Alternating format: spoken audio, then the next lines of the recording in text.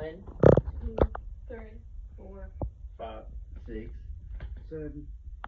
Alright, picture a middle school basketball game. You see a young boy and girl arguing. You eavesdrop to figure out what all the fuss is about. When you hear the girl say, cheerleading is just as hard as basketball, so it has to be a sport. Then you begin to think, is cheerleading a sport? In my opinion, the answer is yes. Cheerleading is a sport. It has all the normal qualifications of a sport. Physical workouts, strategic placement, and movement, as well as very competitive scene. 2 of my cousins cheered for 2 years, so I've been quite a few competitions and practices. During high school, I played a total of 4 different sports as varsity member, all of which have no question that they are sports. So, I would like to say that I am very entitled to my opinion that this is a sport. Cheerleading is just as physical as any other sport, especially collegiate or professional cheer teams. In the Ultimate Guide to Weight Training for Cheerleaders, Robert Price says the off-season is the time in any sport to build up your muscles, become more powerful, and increase muscular endurance. The off-season program consists of 4-week routines cycled together to maximize both muscular endurance and explosive power. Here's a copy of the first week's training regimen for endurance.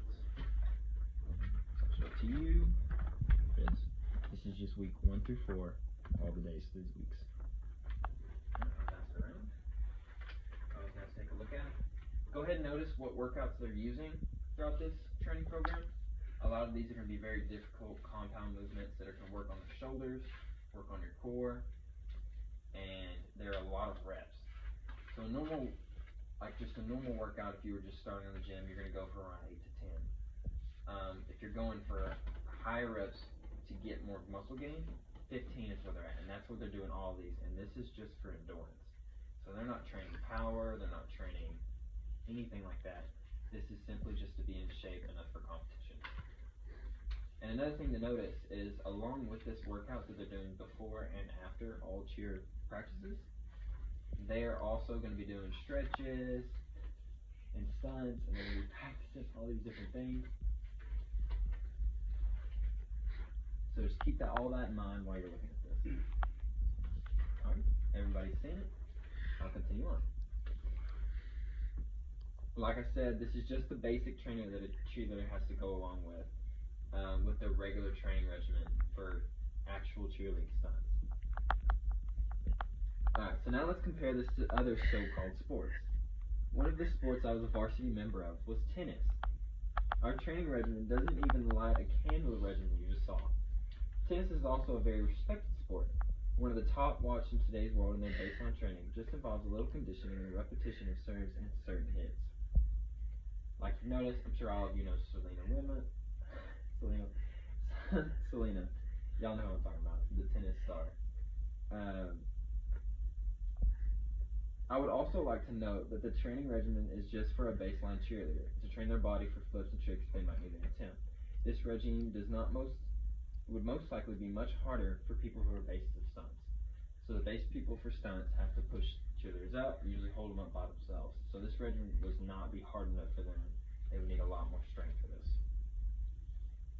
Alright, and it requires an overwhelming amount of strength. And comparing this to tennis practices, you didn't do anything like this. Tennis practice was just a little bit of cardio. We had no workouts, you didn't train any type of muscle in your arms, like all you did was your normal tennis. The hardest thing you had to do was just practice against other people.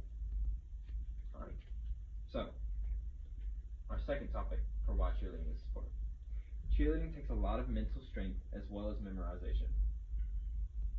One of cheerleading's downfall is its call for being a sport is people's short-mindedness when it comes to actual intricacies of cheerleading. They might compare it to basketball, a sport where as strong as your body is, if you can't read a play and stop on defense, then you won't be able to retrieve the ball and score points.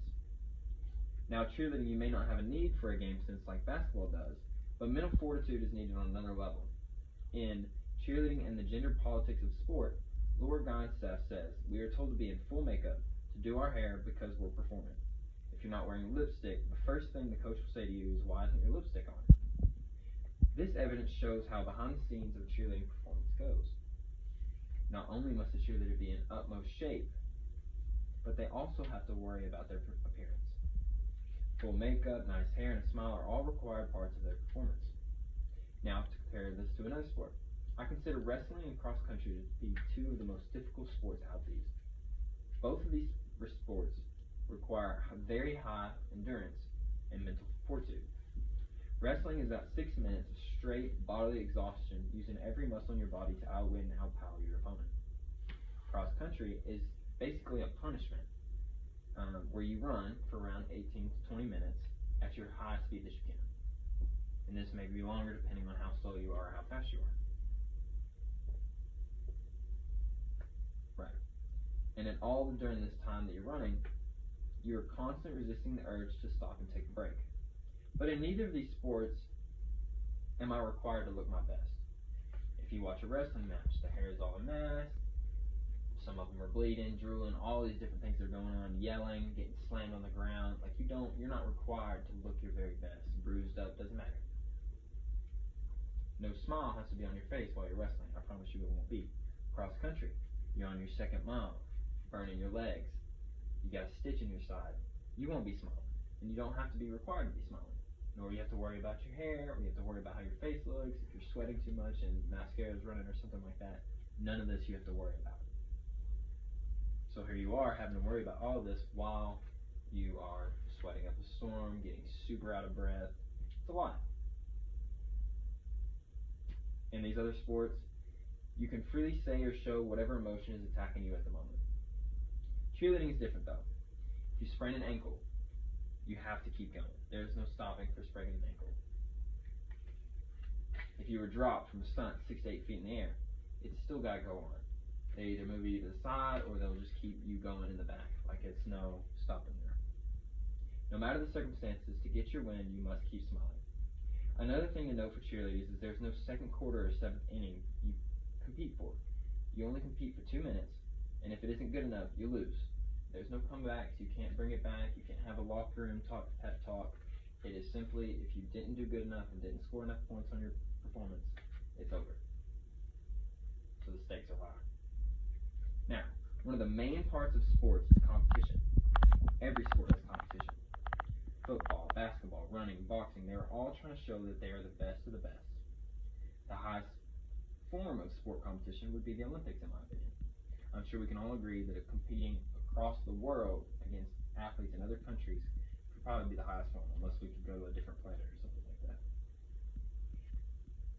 Cheerleading is also a part of the Olympics, as they have already been recognized by the USA Olympic team to be a sport worth competing in. In a press release, Team USA confirms that cheerleading will now be a member, saying, the United States Olympic and Paralympic Committee today announced 5 new members to its USOPC Affiliate Organizations Council.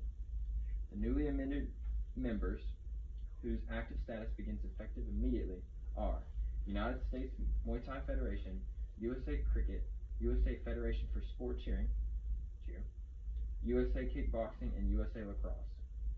If the Olympic team recognizes the athleticism of cheerleading, why do we still consider it a club? In the 2018-19 school year, over 100,000 high school students participated in competitive cheer. Competitive cheer may be considered a sport for Title X purposes. In even high school, certain chapters are being recognized as a fully fledged sport. And this was all said by Melly Bennett in her Cheerleading Should Be Considered a Sport documentary. Alright. In summary, cheerleading shows enough of the normal symptoms of a regular sport to be considered as one. It shows off participants' mental and physical fortitude, as well as their never-ending will to compete. And to end off this learning experience, I'll give you this quote. A world without cheerleaders is a world without spirit.